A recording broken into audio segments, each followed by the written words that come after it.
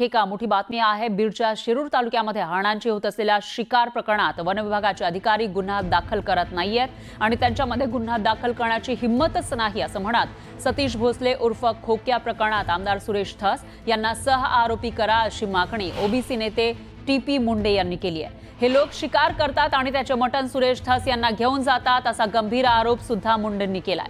दरम्यान या सर्व प्रकरणात आपण वनमंत्री आणि मुख्यमंत्री यांची शिष्टमंडळासह भेट घेणार असल्याचंही प्राध्यापक टीपी मुंडे यांनी म्हटलंय।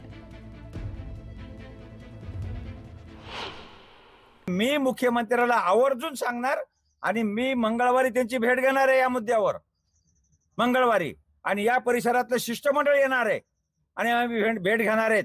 त्या ठिकाणी सहआरोपी हा सुरेश धस सुद्धा झाला पाहिजे।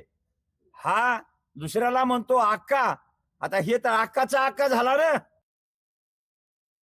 दरम्यान परळीमधील व्यापारी महादेव मुंडे हत्या प्रकरणी पोलिसांकडून तपास सुरू आहे। या प्रकरणी आता वाल्मिक कराडच्या निकटवर्ती याची कसून चौकशी करण्यात आली आहे। श्रीकृष्ण उर्फ भावड्या कराड याची 1.5 तास विशेष पथकाकडून चौकशी झाली।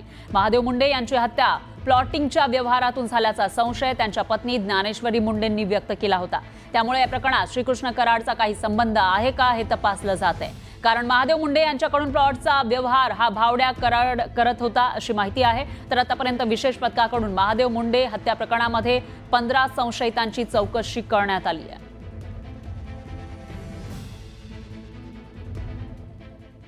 तर महादेव मुंडे हत्या प्रकरणाचा तपास सीआयडी कडे देण्याच्या हालचाली सुरू आहे। सूत्रांनी ही माहिती दिली आहे। 16 महिन्यांपूर्वी महादेव मुंडे यांची परळीमध्ये हत्या झाली, पण अजूनही या प्रकरणात एकही आरोपी निष्पन्न झालेला नाही।